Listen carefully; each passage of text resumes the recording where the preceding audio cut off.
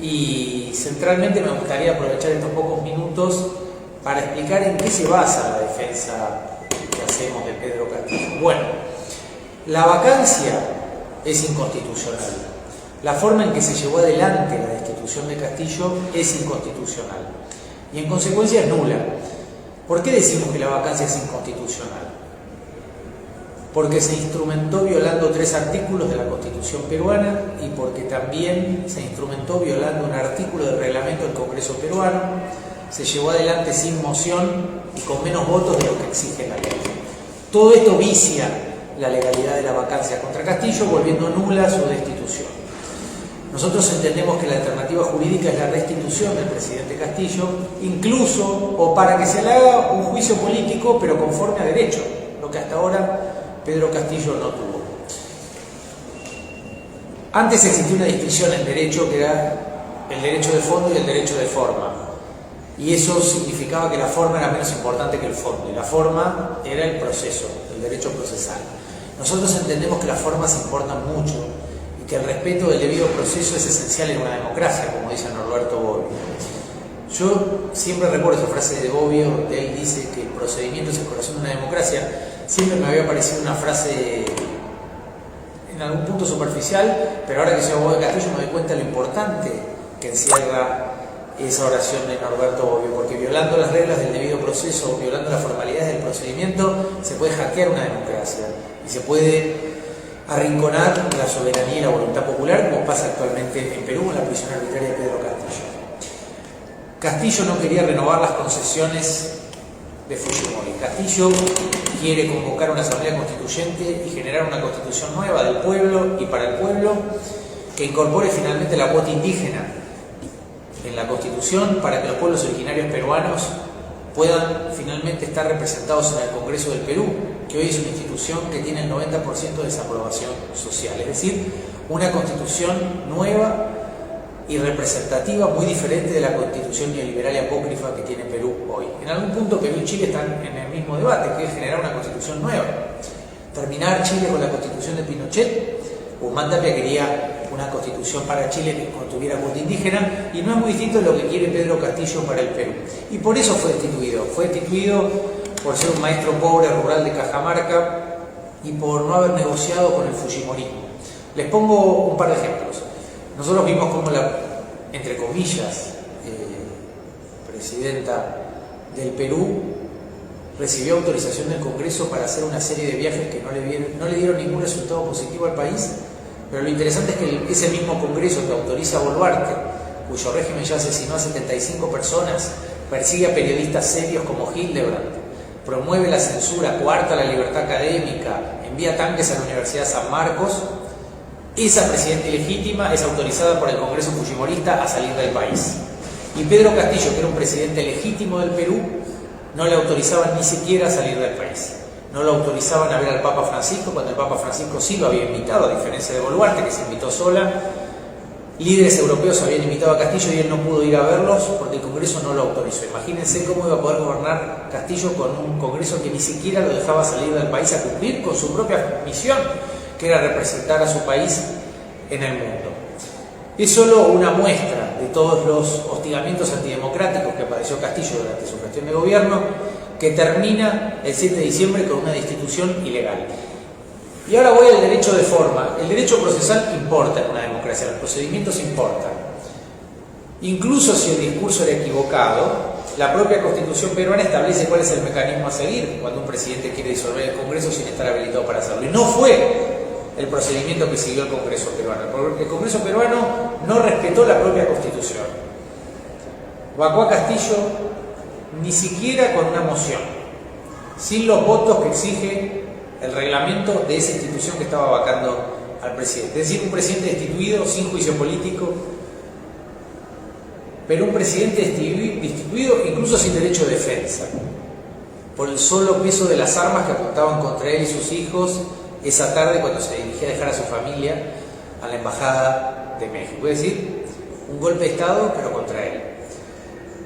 ¿Por qué estoy yo hoy en Chile? Bueno, porque, como me preguntó una periodista alemana, en principio no debiera hacer falta ver presidentes para defender a un presidente.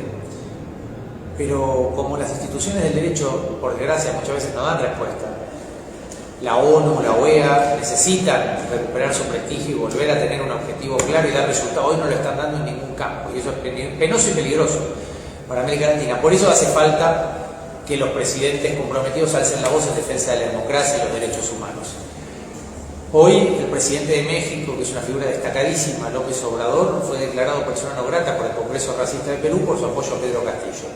Algo parecido sucede con Gustavo Petro, el presidente de Colombia, o con Arce y Evo Morales en Bolivia, o con Zelaya y Xiomara Castro en Honduras, o con la delegación argentina, cuyo presidente le negó el saludo a Otárola en una cumbre en Brasil, lo mismo que hizo la calle Pou, que no tomó de la mano a Otárola en una foto de una cumbre en Brasilia.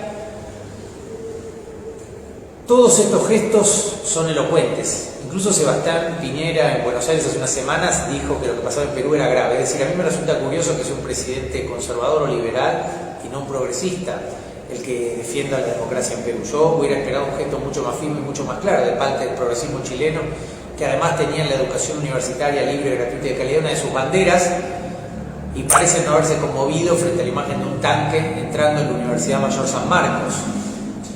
Motivo más que suficiente para tomar con prudencia las relaciones diplomáticas con esta dictadura que hay en Perú. Por suerte, hace pocos días el presidente Biden no recibió a Dina Boluarte en Estados Unidos, lo que motivó la renuncia del canciller peruano y del embajador de Perú en Estados Unidos, la canciller peruana. No alcanza, pero ya empieza a definir un camino de desprestigio enorme de este régimen que hay en Perú, que ya asesinó a 75 personas. Yo les propongo que busquen en Google quién es Rosalino Flores, un chico que agonizó 35 días en un hospital, tenía 36 perdigones que no lo dejaban digerir la comida y murió. Busquen a su madre llorando, o la cantidad de víctimas que fueron muriendo por las heridas, porque se fueron infectando y murieron porque no tenían atención médica, por el miedo que tenían de ir a los hospitales y ser criminalizados cuando eran atendidos. Todo esto pasa en Perú hoy. Y los líderes progresistas no pueden mirar para otro lado, y los abogados que se dedican o nos dedicamos a los derechos humanos no nos podemos esconder abajo de la mesa, porque no estudiamos para eso. Yo hoy recuerdo lo que me dijo Guzmán Tapia hace muchos años en este mismo país. De hecho, él me trajo en auto acá, cuando le pregunté qué sentía cuando había intentado procesar a Pinochet. Y él me dijo que se sintió solo. Fue lo que me respondió Guzmán Tapia, que sentía soledad. Soledad por la cobardía de los jueces de su propio país, que no se animaban a avanzar como se avanzaba Argentina en su política de derechos humanos. Él me dijo, Guzmán Tapia, ustedes tienen la suerte de que Videla murió preso. Nosotros no tuvimos ese honor. Yo creo que defendiendo causas justas, honramos la memoria de personas como Guzmán Tapia. Para nosotros los derechos humanos no son un juego, son la base de la política argentina. Hoy estamos a pocos días de las elecciones donde el candidato Milei directamente hace un discurso negacionista de reivindicación del terrorismo de Estado. Y nosotros le repetimos que nunca más y que no vamos a retroceder en la defensa de los derechos humanos. Y lo importante de la patria grande es eso, que los derechos humanos no son solo en mi rinconcito, son para toda la región, para todo el mundo en principio. No hay fronteras para defender los derechos humanos o la dignidad de las personas. En este caso, nosotros como abogados argentinos terminamos defendiendo, con el apoyo de México y Colombia, de Bolivia, de Honduras y de Argentina, por supuesto, a un presidente hermano de Perú que es pobre y cuyo único delito es ser un cholo de la sierra que no fue admitido por los sectores ricos de Lima, que no lo querían gobernando su país y por eso no lo dejaban salir, porque no querían que la cara de ese morocho fuera la cara del Perú profundo, no querían que esa fuera la imagen que daba su país. Prefieren la imagen de Boluarte, que por suerte no fue recibida por el presidente Biden hace pocos días en Washington. Conclusión, creo que lo importante que tenemos que hacer los abogados es darle a los que nos escuchan algunos datos claros. La vacancia contra Castillo se instrumentó de manera inconstitucional, viola la Constitución y el reglamento del Congreso. En consecuencia, la destitución de Castillo es nula.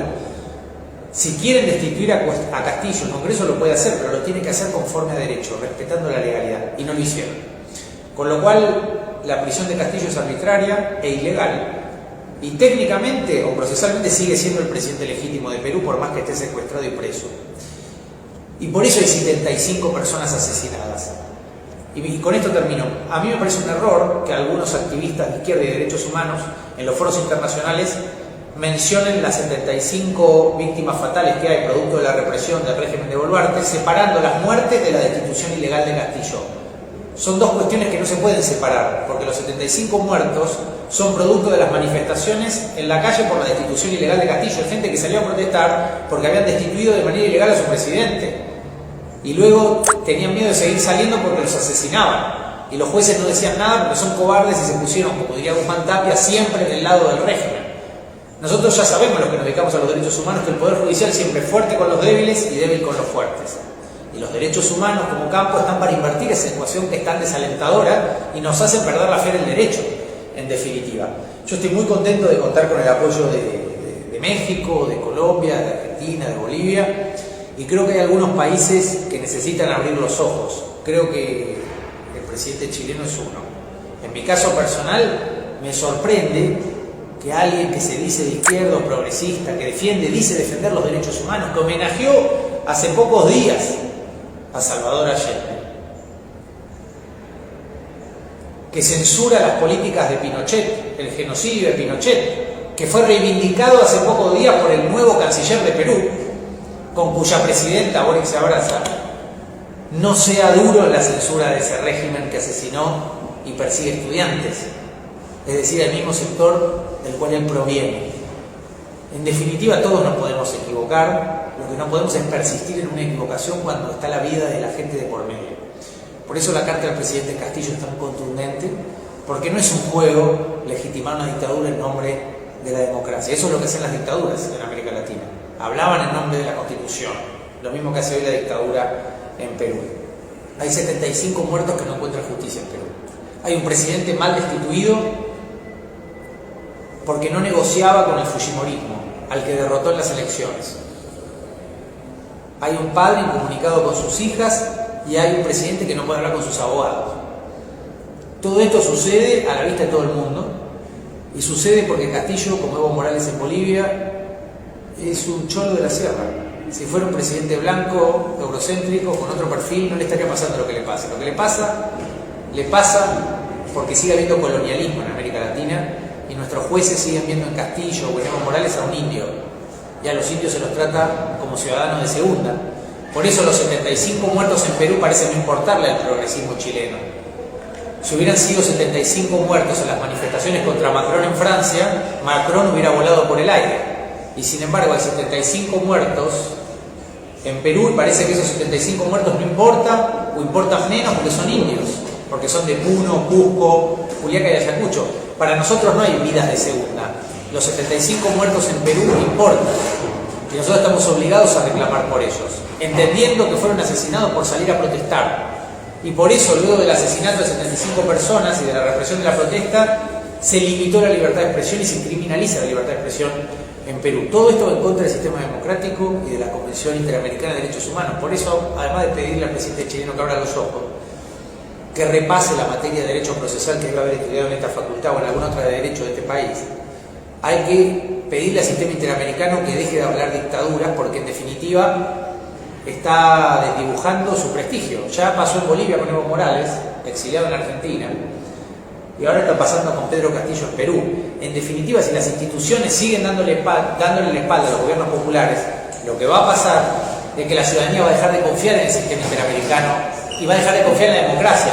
Y ahí es cuando surgen candidatos de ultraderecha, negacionistas, como lo que estamos viviendo hoy en Argentina. Porque cuando los derechos humanos se convierten en un eslogan sin contenido, la derecha lo utiliza para estigmatizar a los movimientos populares. Y eso es peligroso para la democracia. De hecho, ya lo vivimos y no nos podemos permitir retroceder. Hoy en el auto alguien me decía que hay cierta levedad en el progresismo. Creo que está bien, es una buena reflexión.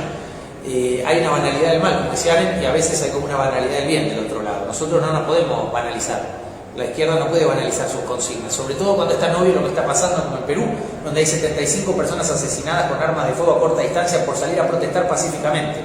En Francia las protestas contra la reforma previsional al mismo tiempo de Macron fueron mucho más violentas y no murió nadie. Las protestas en Perú fueron pacíficas y sin embargo se asesinaron 75 personas. ¿Por qué? Porque eran del sur, porque eran indios. Eso solo basta para cortar relaciones con un país. Además, la destitución de Castillo es ilegal, porque se hizo violando la Constitución peruana. Esto no quiere decir que no haya o que no hubiera habido que destituir a Castillo, quiere decir que habría que destituirlo conforme a derecho, y el Congreso peruano lo destituyó violando la ley. Por eso nosotros hablamos de golpe de Estado contra Pedro Castillo. Castillo merece, como cualquier líder político, un juicio político justo, conforme a derecho y conforme a la legalidad. Cualquier otra cosa es un golpe de Estado, encubierto o no, que es lo que sucedió en Perú. Bueno, les mando un abrazo y gracias.